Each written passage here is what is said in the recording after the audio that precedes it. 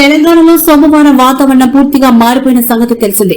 పలు జిల్లాల్లో భారీ వర్షాలు కురిశాయి. కాగా నేడు కూడా రాష్ట్రానికి వర్ష సూచన ఉన్నట్లు ఇప్పటికే వాతావరణ శాఖ ప్రకటించింది. మరో 2 గంటల్లో రాష్ట్రంలోని పలు జిల్లాల్లో వర్షాలు కురుస్తాయని పేర్కొంది. ఆదిలాబాద్, కొమరంభీం, ఆసిఫాబాద్, మంచిర్యాల, కామారెడ్డి, సిరిసిల్ల, మెదక్ జిల్లాల్లో మరో 2 గంటల్లో వర్షం కురిసే అవకాశం ఉన్నట్టు తెలిపింది. ఇక హైదరాబాద్ తో సహా ఇతర ప్రాంతాల్లో మరో 3 గంటల వరకు పొడి వాతావరణం ఉంటుందని పేర్కొంది. మరోవైపు నిన్న పలు జిల్లాల్లో భారీ వర్షపాతం నమోదవగా అత్యధికంగా నల్గొండ జిల్లా చందంపేటలో 70 మిల్లీమీటర్ల వర్షపాతం నమోదైంది. రంగారెడ్డి, వికారాబాద్, సిద్దిపేట, మహబూబ్ నగర్, నాగర్ కర్నూలు, నల్గొండ, సూర్యాపేట, ఖమ్మం, భద్రాద్రి, ఆసిఫాబాద్, నిర్మల్, జగిత్యాల జిల్లాలో ఉరుములు, మెరుపులతో కూడిన వర్షాలు కురిశాయి. అంతేకాకుండా హైదరాబాద్ వ్యాప్తంగా వర్షం కురవగా దక్షిణ హైదరాబాద్ లో భారీ వర్షాలు కురిశాయి. నగరంలో అత్యధికంగా బెహదూర్పురాలో 42.8 మిల్లీమీటర్ల వర్షపాతం నమోదైంది.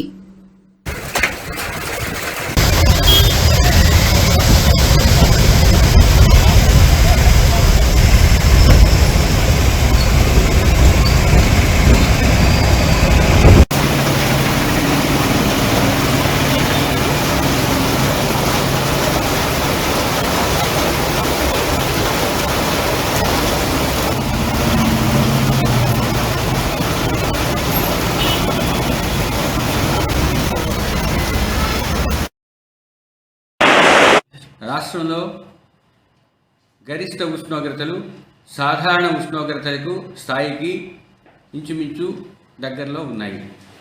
రాగల 5 రోజుల్లో ముఖ్యంగా మరట్వాడ పరిసరంతో కూడిన ఒక ట్రఫ్ లైను అక్కడి నుంచి తమిళనాడు వరకు విస్తరించి ఉండటం వలన ఉంది. 2వ రోజు అనగా రేపు ఉరుములు, మెరుపులతో కూడిన జల్లులు 1-2 చోట్ల కోస్తా జిల్లాల్లో పడే అవకాశం కనిపిస్తుంది. 3వ రోజు అనగా 3వ తేదీ, 4వ తేదీ, 5వ తేదీ రాష్ట్రంలో కొన్ని చోట్ల తేలికపాటి నుంచి మోస్తరు వర్షపాతం నమోదయ్యే అవకాశం ఉంది. సీఎం రేవంత్ రెడ్డి నాయకత్వంలోని కాంగ్రెస్ ప్రభుత్వంపై బీఆర్ఎస్ వర్కింగ్ ప్రెసిడెంట్ మరోసారి తీవ్రస్థాయిలో ధ్వజమెత్తారు. రాష్ట్రంలో పాలన కుంటుపడిందని, చిన్నారులు కనీసం తిండి కోసం రోడ్డెక్కి ధర్నాలు చేయాల్సి రావడం సిగ్గుచేటు అంటూ సోషల్ మీడియా ప్లాట్ఫామ్ ట్విట్టర్ వేదికగా మండిపడ్డారు. తాజాగా జనగామ జిల్లా గూడూరు గిరిజన సంక్షేమ పాఠశాల విద్యార్థులు నాణ్యమైన భోజనం కోసం రోడ్డుపై బైఠాయించిన ఘటనపై కేటీఆర్ రియాక్ట్ అయ్యారు. పాఠశాలలో విద్యాబుద్ధులు నేర్చుకోవాల్సిన చిన్నారులు ప్లేట్లు పట్టుకుని పాలకుర్తి స్టేషన్ ఘనపూర్ రోడ్డుపై కూర్చోవడం రేవంత్ రెడ్డి అసమర్థత పాలనకు నిదర్శనమని అన్నారు. తమ హయాంలో గురుకులాలు దేశానికి ఆదర్శంగా నిలిస్తే నేడు కాంగ్రెస్ పాలనలో కనీస సౌకర్యాలు లేక విద్యార్థులు అల్లాడిపోతున్నారని ఆగ్రహం వ్యక్తం చేశారు.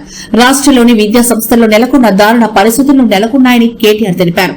రాష్ట్రంలో కాంగ్రెస్ ప్రభుత్వం అధికారంలోకి వచ్చినట్టు నుంచి ఏకంగా 112 సార్లు ఫుడ్ పాయిజనింగ్ ఘటనలు జరగడం ప్రభుత్వ నిర్లక్ష్యానికి పరాకాష్ట అంటూ ఫైర్ అయ్యారు.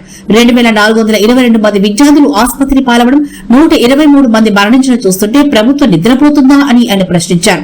ప్రభుత్వం కొలువు తీరి 2 ఏళ్లు గడుస్తున్నా పూర్తిస్థాయి విద్యాశాఖ మంత్రి నియమించకపోవడాన్ని ఆయన తప్పుపట్టారు. ముఖ్యమంత్రికి కేవలం రియల్ ఎస్టేట్ సెటిల్మెంట్లపై ఉన్న శ్రద్ద విద్యాశాఖపై లేదని ఎద్దేవా చేశారు. పార్టీ విద్యాశాఖ మంత్రిగా ఉన్న రేవంత్ కు పాఠశాల విద్యార్థుల ప్రాణాల కంటే భూదందాలే ముఖ్యం కావచ్చని సెటర్లేశారు. కానీ విద్యాశాఖకు కేటీఆర్ డిమాండ్ చేశారు. చక్కదిద్దాలు అంటూ ఆయన డిమాండ్ చేశారు.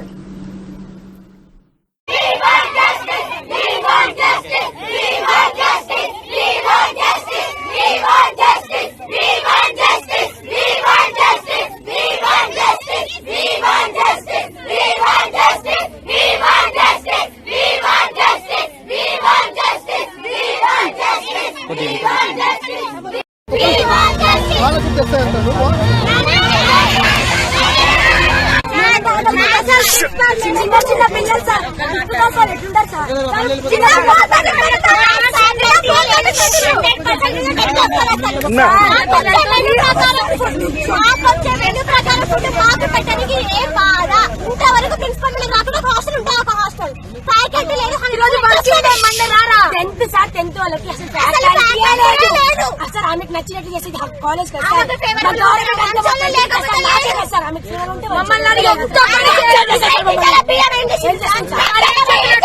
మాకు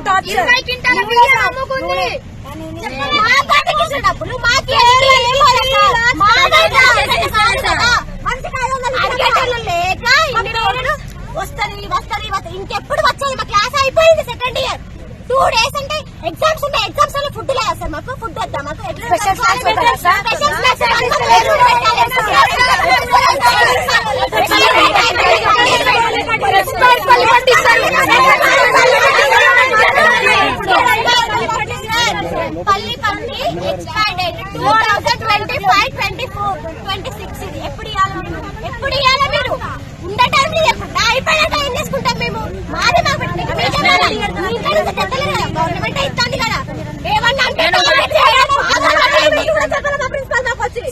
కనీసం ఒక మీటింగ్ పెట్టారు సార్. అసలు ప్రిన్సిపల్ అడిగిందే లేదు సార్. ఏమన్నా ఆమెకు వచ్చిందే సార్ హాస్టల్లో. అది ఇష్టమా సార్?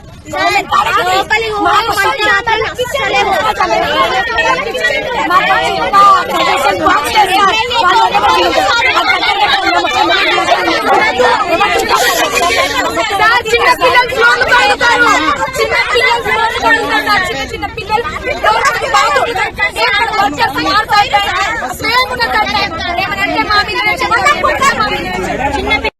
కూడా ఏర్పించి పసుపు నీళ్ళు చల్లి అవి నిమ్మకాయలు కట్ చేసి అందరు అటు సైడ్ సైడ్కి వేసిరు. అది ముట్టుకోద్దంటారు, అది దగ్గర పోద్దంటారు, చెట్టు కడగా కట్టిరు. అది మంచి పూజ నా చెడ్డ పూజ ఏం చెప్పలేదు. చిన్నపిల్లలు ఆడుకుంటారు ఏమన్నా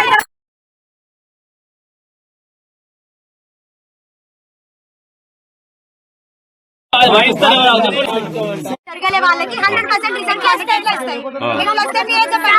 ఫుడ్ లేదు. ఎప్పుడు అవుతాం మేము నిన్న 4:30కి పెట్టింది మధ్యాహ్నం పూట బియ్యం అన్నం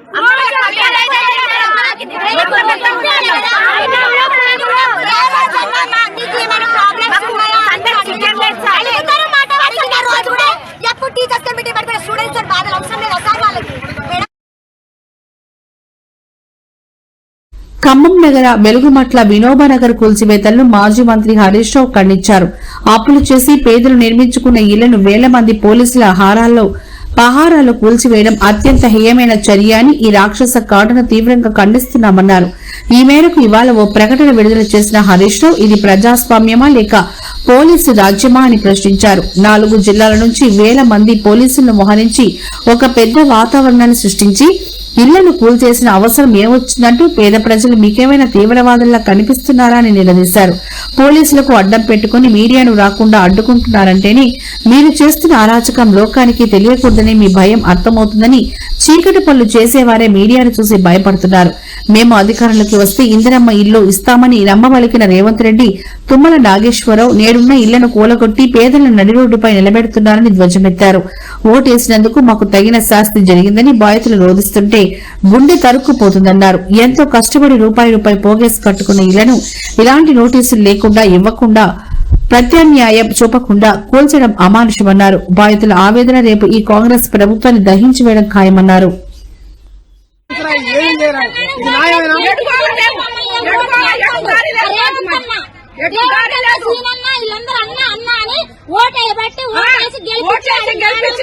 మిద్దల మీద కూర్చోబెడితే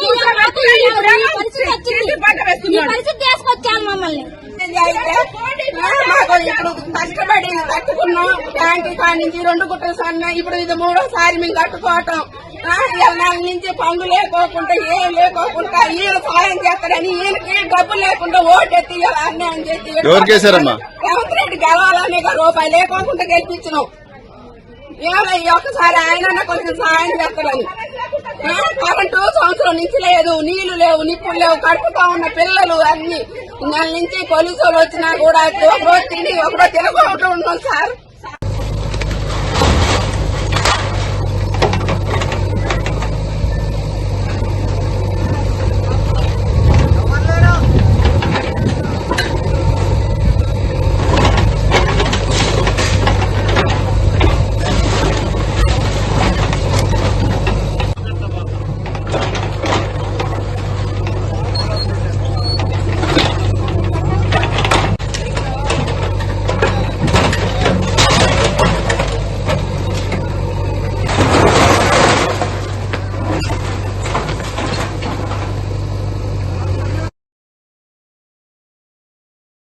హైదరాబాద్ లో పెళ్లి ముసుగులో మోసాలు, బ్లాక్ మెయిల్ ఘటనలు పెరుగుతున్నాయని పోలీస్ కమిషనర్ వీసీ సజ్జనార్ హెచ్చరిక.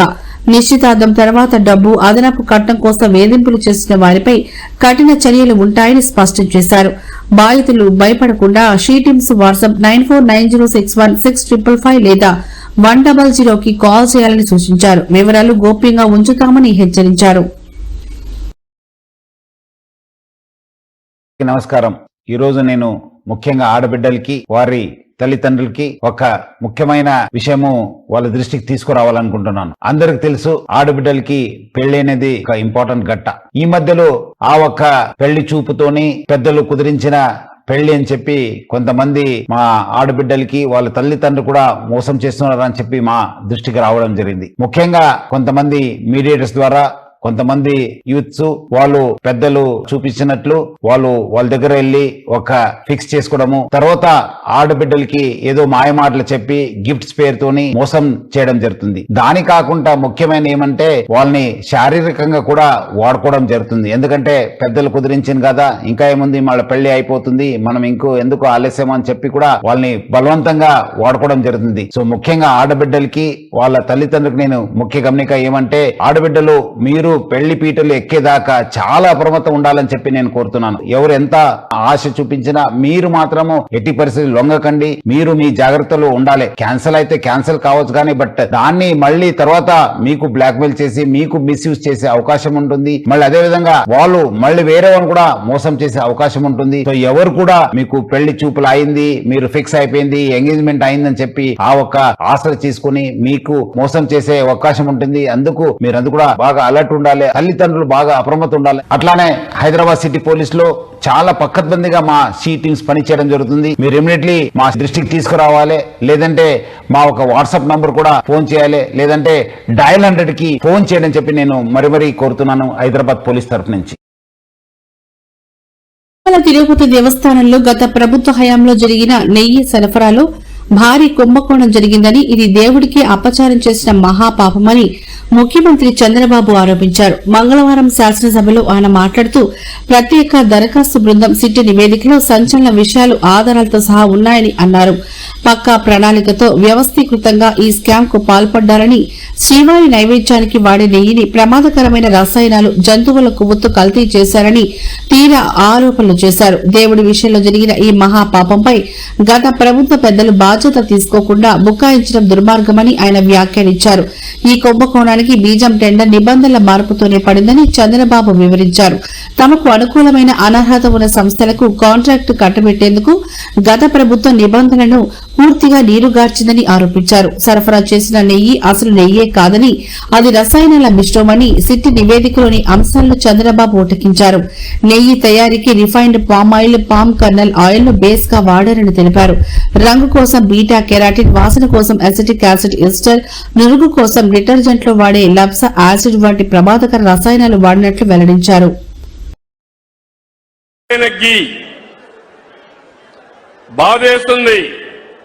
అలాంటి గీ తీసుకొచ్చారు, మామూలు కెమికల్స్ తో తయారు చేశారు. పేపర్లో వస్తే నాకే ఆశ్చర్యం వస్తా ఉంది.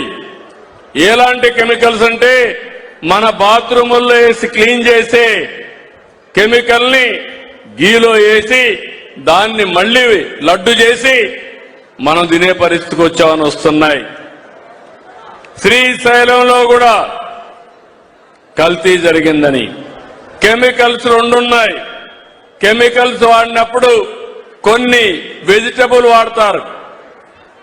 వెజిటబుల్ ఫ్యాట్ వాడితే ఎక్కువ రేటు, అనిమల్ ఫ్యాట్ అయితే తక్కువ రేటు. అది కూడా కలిపారని ఎన్డీటీపీ రిపోర్ట్ ఇచ్చే పరిస్థితికి వచ్చింది. ఇక్కడ ఇప్పుడు వేస్తున్నారు. వైఎస్ఆర్ గారు ఇచ్చిన జీవో 747 ఏం చెప్తుందో తెలుసా? కొండపై ఆ నిబంధనలు ఎందుకు, ఈ జీవోను రద్దు చేస్తానంటూ 2009లో చంద్రబాబు హామీ. తప్పు చేసింది వాళ్లే. మనం పోరాడితే మొత్తం సమాజం తిరుగుబాటు చేస్తే భయపడి చేసింది వీళ్లే. ఇప్పుడు మళ్ళా తప్పుడు ప్రచారం చేసింది వీళ్లే. వీళ్ళ నియమనాలు నాకైతే అర్థం కావడం లేదు. రోజుకు ఒక మాట మాట్లాడుతుంది. నెక్స్ట్, నేను ఎప్పుడు కూడా వెంకటేశ్వర స్వామి మా ఇంటి కులదైవం. ఏ కష్టం ఉన్నా బాధలున్నా ఆయనకి చెప్పి ముందుకు పోవడం తప్ప వేరే మార్గం లేదు. మళ్ళీ చెప్తున్నా, ప్రతిరోజు నేను ఒక 2 నిమిషాలు ఆయన ఫోటో పెట్టుకొని ప్రార్థన చేసి మంచి